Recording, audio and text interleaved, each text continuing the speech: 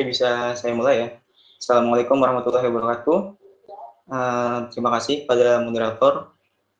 Pada kesempatan kali ini, saya akan membahas materi mengenai tutorial data science dengan Python. Nah, adapun outline kita pada hari ini, yang pertama itu kita akan membahas basic Python. Karena tadi sempat diskusi di awal juga, banyak dari teman-teman yang background-nya bukan IT, atau masih awam dengan dunia programming. Lalu kita masuk ke case data science-nya, itu ada data visualisasi sama machine learning. Oke, next. Jadi, Python adalah merupakan bahasa pemrograman multifungsi yang dibuat oleh Guido van Rossum, atau sebutannya itu untuk bagi para komunitas Python itu GVR, dan dirilisnya pada tahun 1991.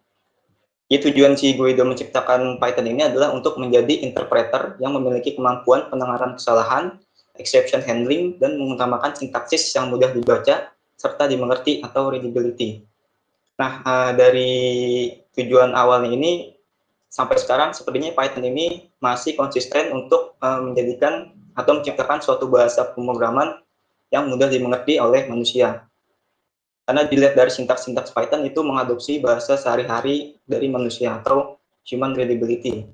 Jadi mudah dibaca oleh manusia. Lanjut, nah mengapa sih kita menggunakan bahasa pemrograman Python? Mengapa kita memilih Python daripada bahasa-bahasa lain untuk data science? Nah, sebenarnya bahasa pemrograman lain pun juga bisa untuk menjadi perantara masuk ke data science, seperti ada C++ dan lain-lain. Nah, tapi di sini ada beberapa poin yang menjadi alasan kenapa kita sebaiknya menggunakan Python untuk masuk ke data science. Jadi poin pertama itu, Python ini mengakomodasi berbagai gaya pemrograman. Di antaranya ada structure, procedural, OOP, maupun IoT, mathematics, data science, termasuk juga ke machine learning. Nah, pada poin kedua ini, bisa kita ambil kesimpulan bahwa si Python ini dia jangkauannya sangat luas di berbagai macam bidang atau platform ya. Misal kita sedang menghadapi case membuat suatu model machine learning, lalu kita mau inference model tersebut ke dalam suatu web, nah itu harusnya tidak menjadi hambatan yang berarti, atau ini harusnya menjadi suatu keuntungan ya, karena si Python ini menjangkau keduanya. Nah yang ketiga itu, si Python mendapat dukungan library, mendapat dukungan komunitas yang besar. Dengan mendapat dukungan komunitas yang besar ini memungkinkan untuk dapat berkontribusi dan menggunakan library dan modul yang telah dibuat sebelumnya. Nah, adapun beberapa library-nya meliputi regular expression, documentation generation, unit testing, database, web browser, dan lain sebagainya. Nah, saat ini Python juga menjadi salah satu bahasa pilihan untuk masuk ke dunia data science. Jadi 3 hal utama pada data science ini ada yang berbasis Python, seperti machine learning, data analisis, dan data visualisasi. Nah, sejumlah pustaka yang paling banyak digunakan dalam machine learning pun juga telah diciptakan ya, seperti scikit-learn, TensorFlow, dan PyTorch. Dan lain-lain sebagainya, masih banyak lagi sebenarnya. Nah, ini dengan adanya library ini memudahkan kita untuk dapat masuk ke ranah data science. Oke, next. Untuk memulai Python-nya, nah bagi teman-teman yang menggunakan OS-nya Mac atau Linux, itu biasanya Python sudah terinstall secara otomatis ya. Untuk mengeceknya itu bisa dijalankan aja perintah Python implement version. Jika Python-nya sudah terinstall, maka dia akan mengeluarkan versi Python-nya. Nah, untuk teman-teman pengguna Windows, ini bisa di-download Python-nya di www.python.org/windows. Bisa juga menggunakan IDE, yang saya pilih adalah IDE PyCharm di sini. Bisa download pada link yang saya terapkan pada screen, ataupun download Jupyter Notebook-nya. Oke, next. Jadi, kalau dilihat dari cara install Python sebelum slide ini kan, kita agak ribet ya, karena install Python itu secara satu persatu manual dan dari berbagai macam sumber. Nah, ada cara yang lebih elegan ibaratnya atau istilahnya, yang bisa kita gunakan untuk menginstal Python, yaitu dengan menggunakan Anaconda. Jadi ada beberapa keuntungan dari Anaconda, yaitu mudah dalam instalasi library dan modul pada Python. Jadi jika telah menggunakan Anaconda, teman-teman bisa install library yang dibutuhkan dengan perintah pip install nama library-nya. Sebenarnya pip ini juga bisa digunakan pada cara instalasi yang pertama tadi. Namun kita perlu install lagi pip-nya, kita masukkan ke environment komputer kita, lalu baru bisa dijalankan. Nah, dengan Anaconda ini, si pip ini udah terinstall secara otomatis, jadi tinggal digunakan aja. Bahkan yang tadinya kita install Jupyter Notebook-nya manual pun, dengan download dari link yang tertera, dengan Anaconda ini juga bisa diinstal dengan cara pip install Jupyter Notebook, dan langsung bisa digunakan. Lalu poin kedua adalah mudah dalam mengatur library, dependensi, dan lingkungan dengan Conda. Yang ketiga adalah berbagai library yang dibutuhkan, beberapa library yang dibutuhkan untuk data science ini sudah tersedia di Anaconda. Nah, untuk link downloadnya, teman-teman bisa download di www.anaconda.com/product/individual. Teman-teman juga bisa nanti pada sesi ini teman-teman juga bisa menggunakan notebook online yang disediakan oleh Google, yaitu Google Collaboratory. Teman-teman langsung buka aja di web dengan URL-nya, linknya collab.research.google.com. Oke, next. Nah, pada materi selanjutnya kita akan sedikit berkenalan dengan si Python sebelum kita masuk ke case data science-nya. Jadi yang pertama harus kita kenal itu adalah tipe data. Apa sih tipe data itu? Nah, tipe data ini merupakan jenis data yang kita gunakan di dalam program. Tentu saja kita harus mengenal tipe data yang kita gunakan.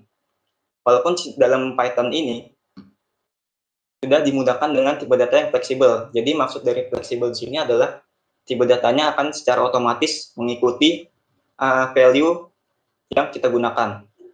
Tapi dalam beberapa kasus, kita perlu mengetahui tipe dan karakteristik dari data apa yang sedang kita gunakan. Makanya di sini perlu dipelajari tipe data. Nah, secara umum, tipe data bawaan pada Python ini terbagi menjadi beberapa yang saya sebutkan, ada numbers, string, boolean, dictionary, list, tuple, set, dan kita akan membahasnya secara satu persatu. Yang pertama itu ada tipe data numerik atau number ya tadi. Jadi tipe data ini merupakan tipe data yang bersifat angka, yang nilainya itu berupa angka. Dibagi menjadi 3 bagian, yaitu ada integer, float, ataupun kompleks. Seperti contoh yang di screen sudah saya berikan contohnya, di mana saya mempunyai tipe data integer 7 dengan disimpan di variabel A, variabel B itu tipe datanya float, dan variabel C itu tipe datanya kompleks. Nah, jadi tipe Python ini dia mempunyai bilangan yang atau tipe data kompleks karena Python ini juga banyak bisa digunakan untuk matematikawan ya.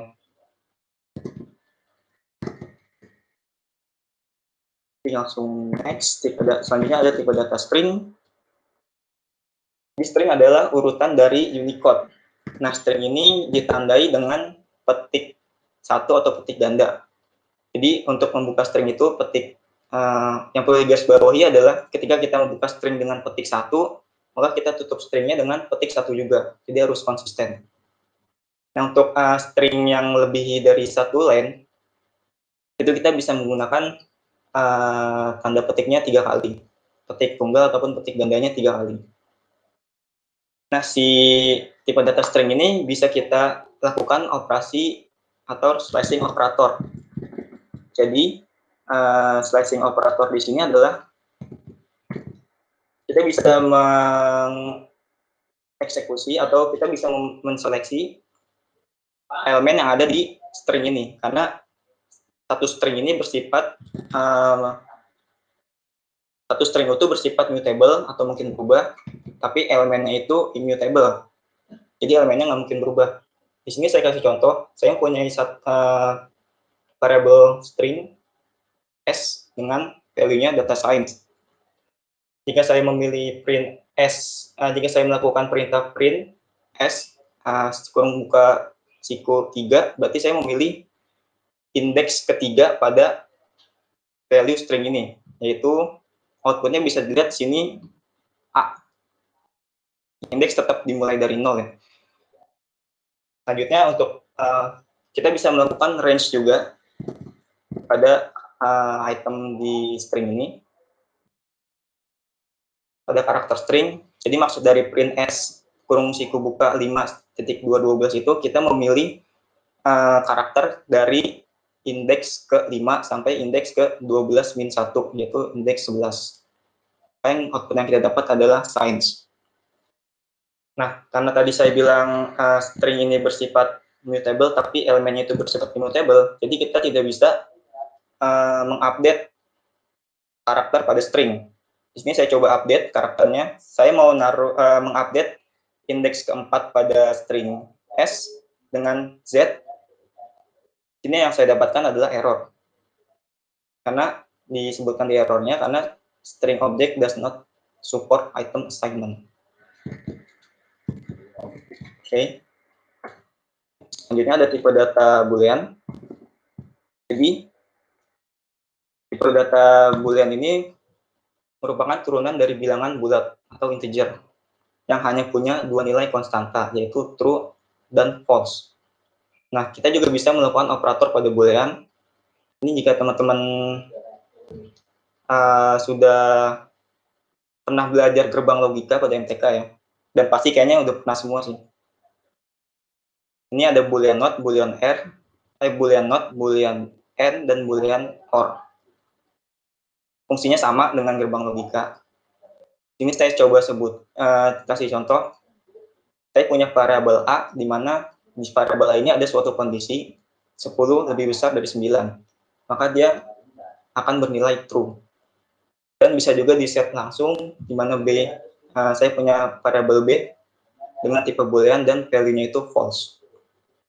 Nah, di Python ini juga terdapat fungsi bool, yaitu kita bisa mengkonversi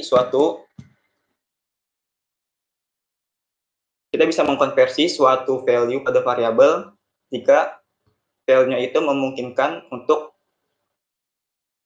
istilahnya jika value-nya itu bisa dipresentasikan sebagai nilai kebenaran atau truth value.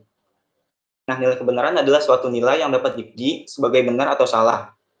Untuk digunakan di sintaksis, biasanya digunakan di kondisi if atau while, atau sebagai operan dari operasi boolean. Nah, di sini saya kasih contoh juga. Saya punya sebelumnya saya punya variabel A dengan value-nya string, dengan tipe datanya string dan value-nya itu hello, karakter hello. Kemudian saya jadikan si variabel ini sebagai boolean, bisa juga. Dan saya punya variabel B dengan tipe data integer bernilai 10, saya jadikan ke boolean, bisa juga dengan fungsi bool. Masuk ke tipe data list. Nah, tipe data list ini merupakan jenis kumpulan data terurut atau order sequence.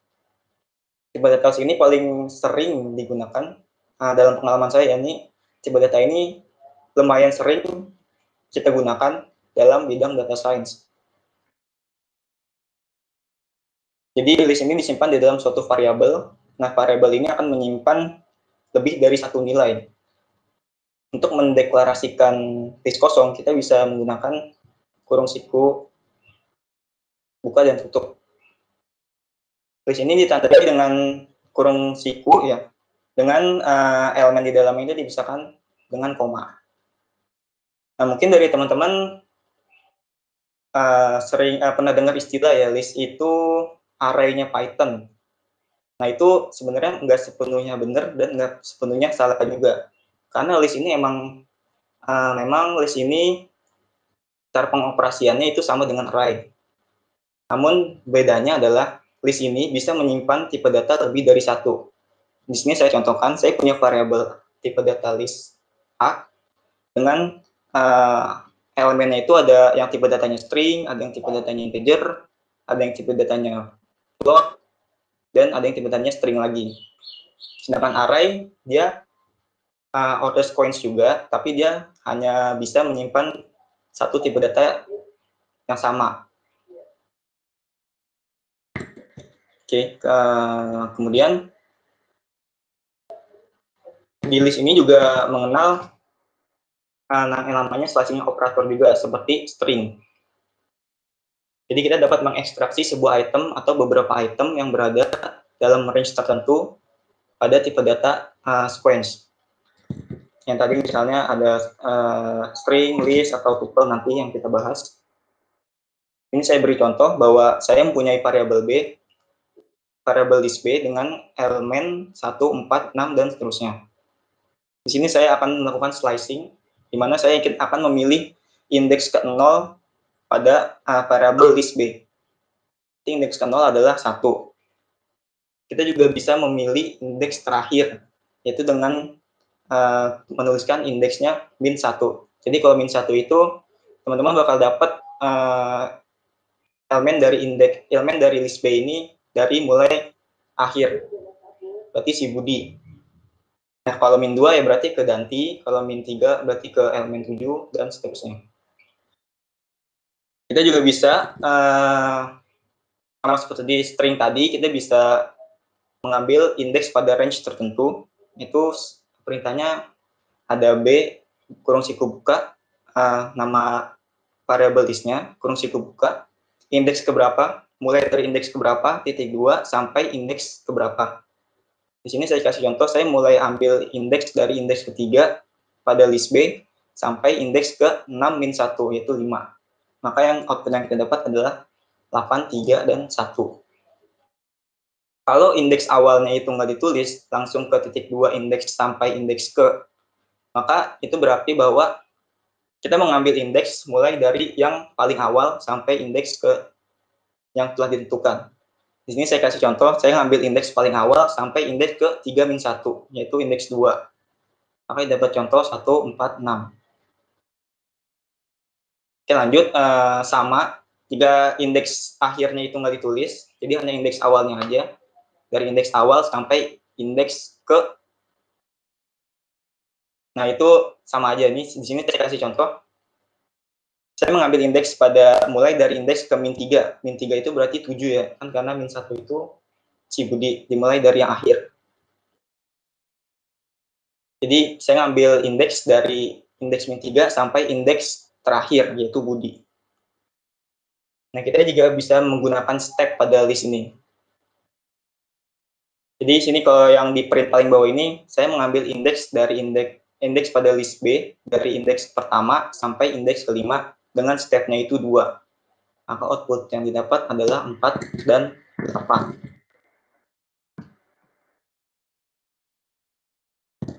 Oke, next. Masih di tipe data list, jadi elemen dalam list ini dapat ditambahkan, diubah, ataupun dihapus. Nah, jika kita ingat ke tipe data string tadi, kan tipe data string ini nggak bisa diubah ya, atau diupdate. Nah, di list ini bisa.